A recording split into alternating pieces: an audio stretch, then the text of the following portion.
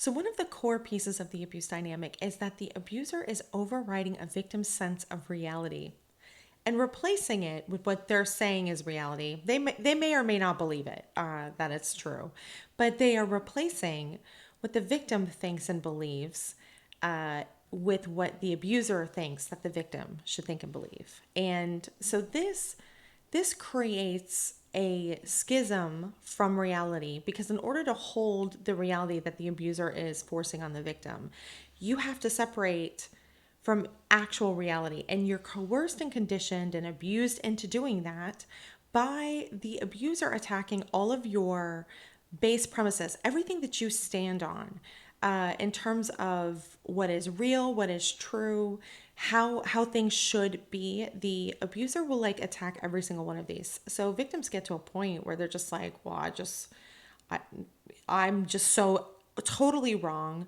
Or if even if they know that they're not wrong, they can't articulate it, explain it, or debate it, and so they cede that ground to the abuser.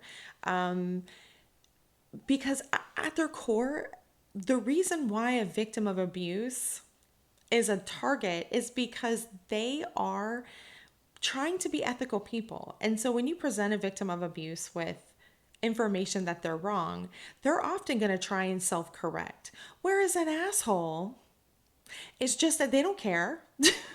They don't care about being wrong, right? It's the person who cares that adjusts or makes themselves smaller, or tries to accommodate, and so that value that is a good value gets weaponized against themselves. And so part of reorienting toward reality for victims of abuse is this process of learning to trust their own judgment, their own thinking again, and to undo basically the ways that the abuser has abused them into thinking.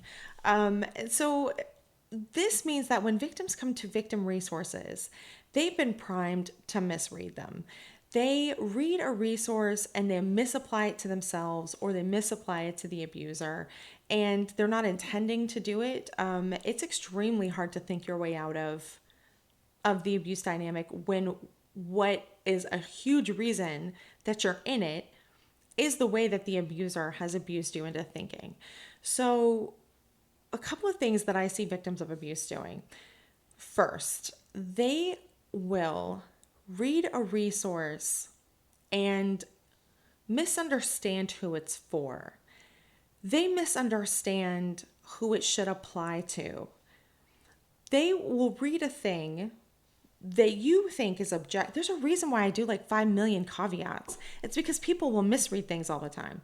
So I learned this from you Green Lizard Hands over in, I think it's like Our Narcissistic Abuse. And he wrote an article on that First Corinthians, love is patient, love is kind. That victims, instead of reading love is patient, love is kind, and going, oh, the abuser is not patient and they are not kind, they read it toward themselves and think, oh, I should be more patient. I should be more kind. And what's really interesting about this is that, one, that isn't even necessarily prescriptive, right? It's just descriptive. It is a rubric, not necessarily a prescription. So when you read the love is patient, love is kind, and think, oh, I should be more patient and kind, what we're doing is we are misunderstanding potentially what that resource means. So a rubric basically lets you know what a thing is and what it isn't. So when you read love is patient, love is kind, and you go, oh, I should be more patient, I should be more kind. What we should be doing is going, oh, okay, so I'm not patient, I'm not kind, therefore I don't love this person. Like, do we see the difference? And then the other issue is who it's pointed toward. So victim of abuse, love is patient, love is kind, they are not applying the rubric to the abuser and going, oh, the abuser is not patient and the abuser is not kind. Therefore, they don't love me. They presuppose that the love either exists or should exist. And therefore, they're reading something that's descriptive and trying to make it prescriptive, trying to force it to fit what the rubric is. So I see this all the time with relationship resources as well. A victim will read a relationship resource and go, oh, healthy relationships should be like this. So I need to do more of this. Instead of looking at it as a rubric and going, oh, our relationship isn't healthy, or pointing that in prescriptive piece toward the abuser and going, oh, the abuser is not being healthy. They're not doing these things. They should do these things. Or the abuser is not being healthy. And oh, okay, so the abuser is not healthy, right? Are we using it as a rubric or are we using it as instructions? And then who are we pointing that rubric or instructions toward, right? So when victims of abuse are engaging with these materials, because they're already compromised in how they are orienting toward reality, they are often misorienting how they're dealing with these resources. The other thing that I see the victims of abuse have lost as a result of the abuse is that inner mind that determines whether or not it's for you. The abuser basically abuses you out of thinking that you have any right to determine whether or not a piece of information applies to you or not, or analyzing it. You're just supposed to accept what they say no matter what. And so then victims have, over years, this kind of conditioning is so pervasive. So they come to the resources and they read it and they skip the part where you go, is this for me? Is this, do I need this at all? So I'll have victims of abuse. I mean, and I've been dealing with this for years. I have victims of abuse who get extremely upset because something doesn't describe their particular situation with abuse, even if it describes someone else's. Like, this doesn't apply to me, it's wrong.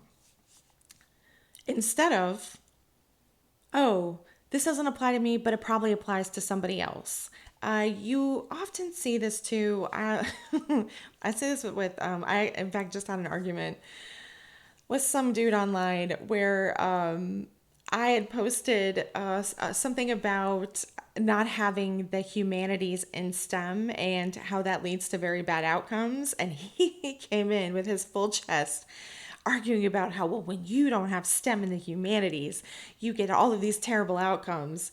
And I was just like, okay, can we just understand that this wasn't saying that there's no need for humanities and STEM, or no need for STEM and humanities. So, I said, oh, I always try to handle it carefully, but I basically said, I said, oh yeah, thank you for pointing that out. That also the humanities need STEM because it can go in bad directions. But like we do see how there's problems when there's no humanities in STEM. Yes? That inability to assess, like, is this information for me? And then if it's not, to not be big mad about it, or for victims to not feel triggered by it. The and it's hard because part of the abuse is trying to delete that piece of yourself that holds information and examines it and thinks about it, because the abuser doesn't want the victim doing that.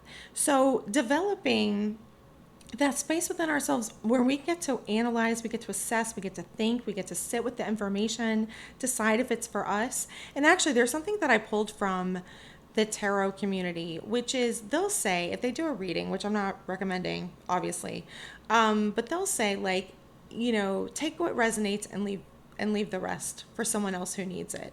This idea that you're engaging with the information and maybe it's not for you. And if it's not for you, maybe it's for someone else. And so that way it can give us permission to not immediately take it in, to not personalize it, because that's how victims have been trained by the abuser.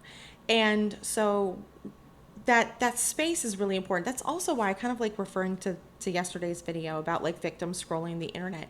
That's why it's really important to be careful about going down that validation rabbit hole or going down that information rabbit hole. Like we need to sit with information. We need to process it. We need to integrate it. And we want to do it in a way that isn't destabilizing toward us. And so sometimes we really need that space. So when we're looking at a piece of information, We want to know, is it descriptive or is it prescriptive? Is this instructions for me, or is this literally just explaining to me what a thing is and it's a rubric and I can just compare and go, well, is it this? If it's not this, then it's something else. Or who is the information toward? Does the abuser need this information, or do I need this information? Now, if the abuser needs the information, don't send it to him. Don't do it. Don't do it. You're just going to give them more ways to abuse you. Literally, don't send the abuser anything. I'm the only person on the internet that's going to tell you not to send abusers these videos. Don't do it. Just you learn a thing for you, and it helps you contextualize your reality so you can start to effectively think again. Don't give it to them, because then they'll pull that Jenga piece out of your construction of your understanding of reality. And we get to do that. We get to decide what's for us, what's not for us. And if the abuser doesn't like it and they think we're wrong, that's their business. They don't have to agree. That doesn't mean they get to power over you. That doesn't mean you don't get to make decisions for yourself. And then ultimately that comes down to compatibility. The abuser is telling you, you're wrong, blah, blah, blah. Okay. Then if you don't agree with me and you think that I'm wrong, then we should not be in this relationship dynamic. We shouldn't be friends. We shouldn't, be in a family dynamic. We shouldn't be romantically involved, right? They presuppose the relationship, that it has to exist and that you can't choose to not be in it. But that's not true. So anyway, we need time. We need time to just start with the information. We need time to think, to reintegrate the discernment, the thinking, judgment part of ourselves. And also that's a really good reason why the therapy process is a great process, if you can get the right therapist, because the therapist can kind of help you sit with something, or they can give you a piece of information and then you sit with it for a week until you come back around. But anyway, this is all really a process toward orienting toward reality, orienting towards safety, expanding that part of us that gets to make decisions, that gets to think about things. Or on the flip side, if you've been conditioned and abused out of feeling your feelings, that taking that time to feel your feelings, that you get to have feelings, that not everything has to be, logical and correct. You can feel a thing and be wrong about it. And that is a part of being human. So when we're reading the information, again, does it apply to me? And if it does, is it telling me to do something, or is it just explaining a thing? And then you don't even have to decide immediately. You can just take in the information and kind of sit with it, see where you end up with it. Anyway, I hope this makes sense, and I'll talk to you next time.